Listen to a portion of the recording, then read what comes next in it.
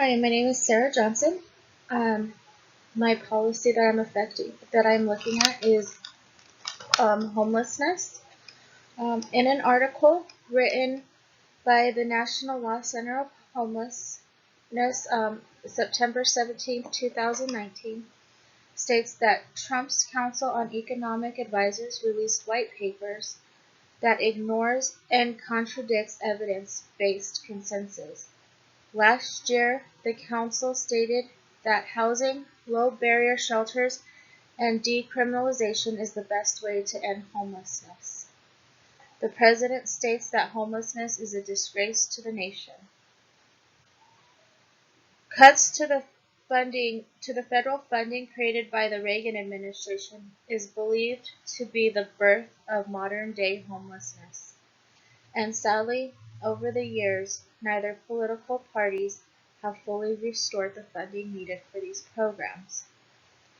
Recently, the White House has acknowledged that it is inhumane and wrong to arrest people just because they are homeless. But, on the other hand, they say that the homeless have gotten too comfortable. Currently, the federal estimates say that there's over 250,000 emergency shelter beds in the nation for over 550,000 people that they fear and they fear that this estimate is underestimated.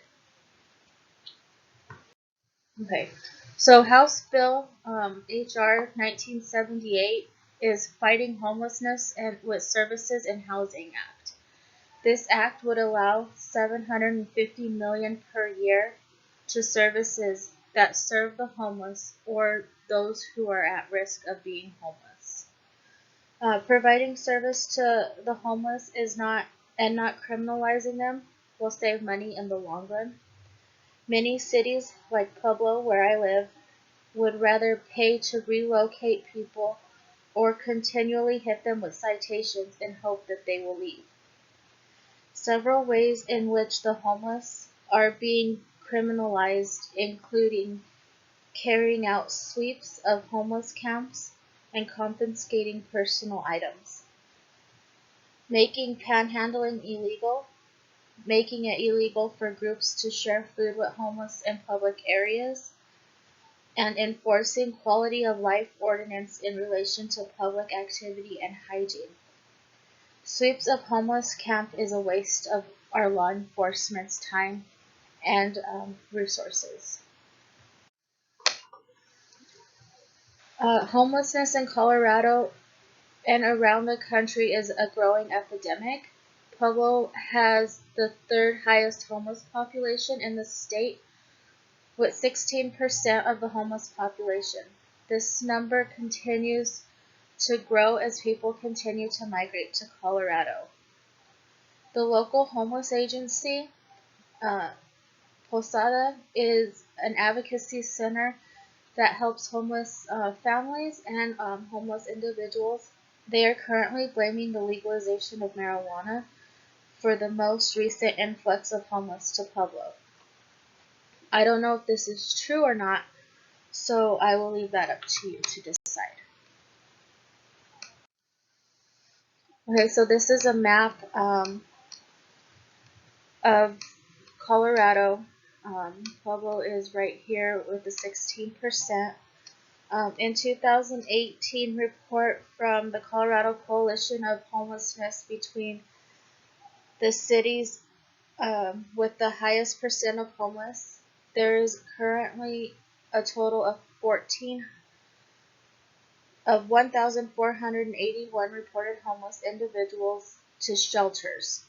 Um, of these individuals, 36% were families with children, 41% had more than one disability, 15% were chronically homeless, and 14% were fleeing domestic violence situations. 8% are veterans, and 7% are youth.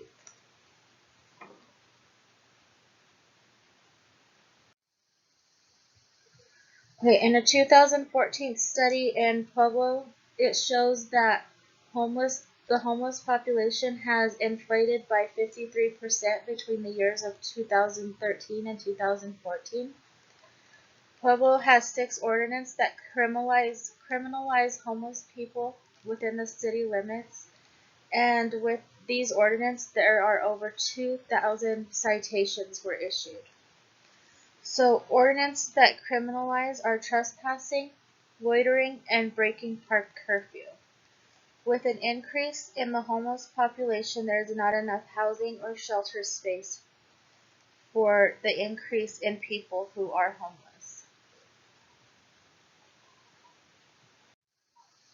Okay, so in a 2016 study of 187 cities in the nation over the past 10 years, 30% prohibited camping, while 50% prohibited camping in certain areas of the city.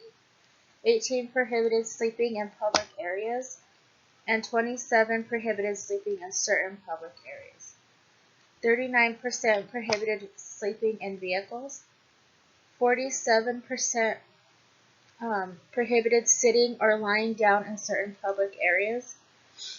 27% prohibited panhandling citywide, and 61% prohibited it in certain areas. 32% prohibited loitering, loafing, vagrancy citywide, and 54% in specific areas. So loitering over the past 10 years has increased by over 80%.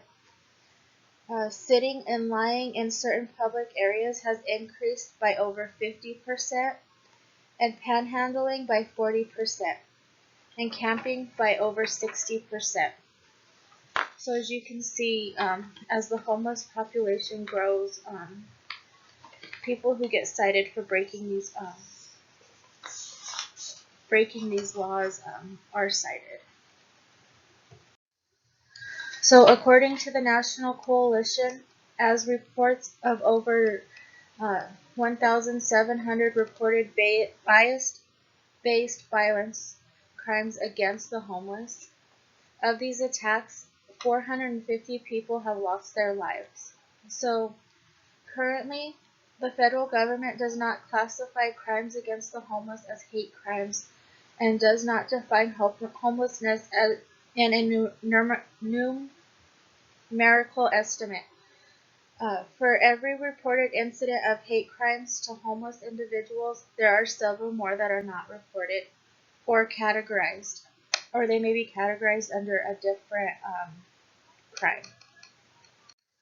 So, finding or criticizing people for being homeless only adds to the problem. It's hard enough for people to find jobs with criminal records. Adding to their records is not helping the homeless situation. Homeless are sleeping anywhere they can find because they do not have anywhere else to legally sleep. Sleeping on the streets is dangerous for the homeless and would prefer a place that provides warmth and safety. House Bill H.R. 1978 would provide the services that the homeless need to ensure that they not only have housing, but all their needs are being met too. That they are not right back on the streets. And then here is my references. Thank you for listening.